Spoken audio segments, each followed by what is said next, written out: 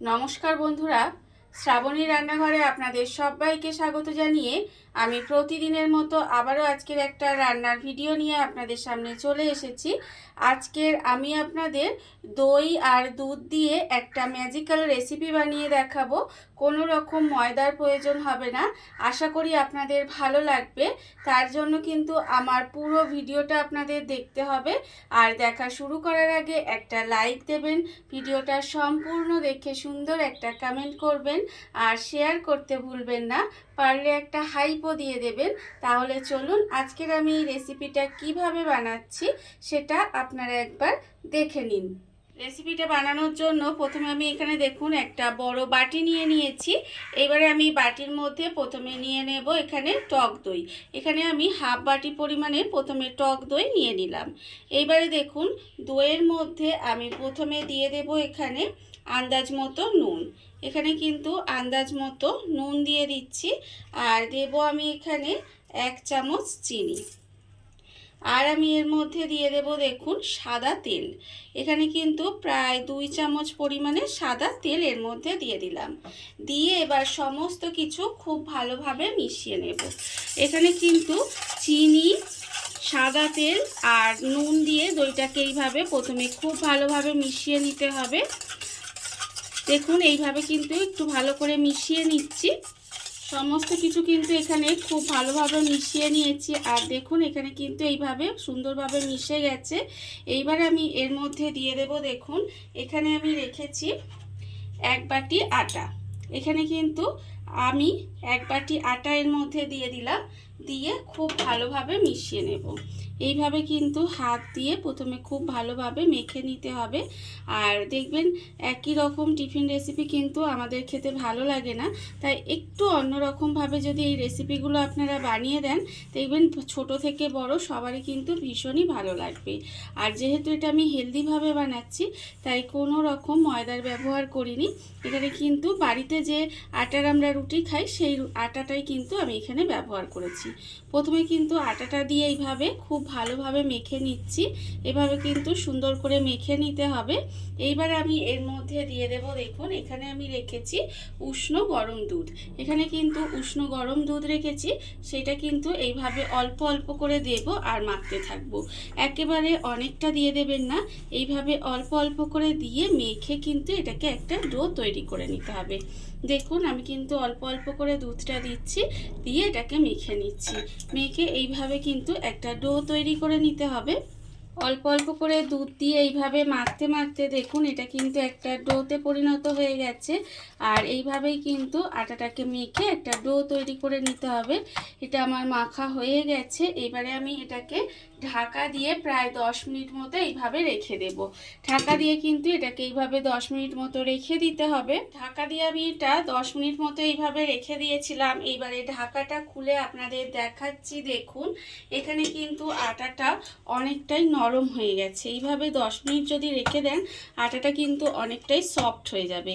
এবারে দেখুন আবারও কিন্তু হাত দিয়ে একটু সময় এইভাবে মেখে নিচ্ছি। মাখা হয়ে গেছে। এইবারে এর থেকে আমি লেচি কেটে নেব। ছোট ছোট করে এইভাবে দেখুন লেচি কেটে নিতে হবে। আর এইভাবে কিন্তু আমি প্রথমে লেচিগুলো কেটে নিচ্ছি। এই যে এরকম সাইজের করে লেচিগুলো কেটে নিতে হবে। দেখুন এই যে এইভাবে কিন্তু আমি প্রথমে সমস্ত লেচিটা আগে কেটে নেব। লেচিগুলো আমি এখানে কেটে এইভাবে একটু গোল করে রেখেছি। দেখুন আমি কিন্তু এইভাবে একটু গোল্লা পাকিয়ে রেখে দিয়েছি।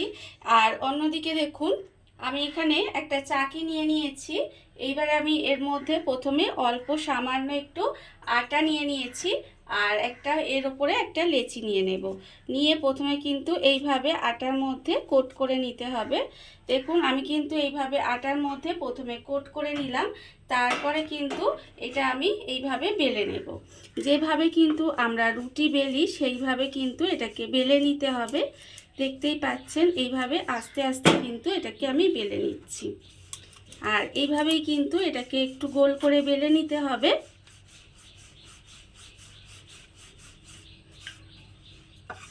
এই যে দেখুন এইভাবে আমি বেলে নিচ্ছি। এখানে আমার দেখুন রুটিটা কিন্তু বেলা হয়ে গেছে। আর এইভাবেই বেলে নিতে হবে। এখানে আমার একটা বেলা হয়ে গেছে। এবারে আমি এটাকে আলাদা করে রেখে দেব। আর আপনাদের বোঝার সুবিধার জন্য এখানে আমি আরেকটাও বানিয়ে দেখাচ্ছি। আমি তার জন্য আবারও অল্প একটু আটা নিয়ে নিলাম, আর তার সঙ্গে একটা লেচি নিলাম, নিয়ে আবারও কিন্তু আটার মধ্যে কোট করে নিলাম, নিয়ে আবারও একইভাবে এটাকে বেলে নেব। আর এইভাবে কিন্তু রুটিগুলোকে আমায় বেলে নিতে হবে। দেখুন, ঠিক একইভাবে যেভাবে আমরা রুটি বেলি সেইভাবেই কিন্তু আমি এই রুটিটাও বেলে নিচ্ছি। আর এইভাবেই কিন্তু প্রথমে সমস্ত রুটিগুলো আমি বেলে নেব। সমস্ত রুটিগুলো বানিয়ে রেখে দিয়েছি। আর এদিকে অন্যদিকে দেখুন, গ্যাসটা অন করে আমি এখানে একটা ফ্রাই প্যান বসিয়ে দিয়েছি। এইবারে আমি একটা রুটি এর মধ্যে প্রথমে দিয়ে দেব। এইভাবে কিন্তু একটা রুটি প্রথমে দিয়ে দিলাম, দিয়ে প্রথমে এক পিঠটা একটু হতে দেব।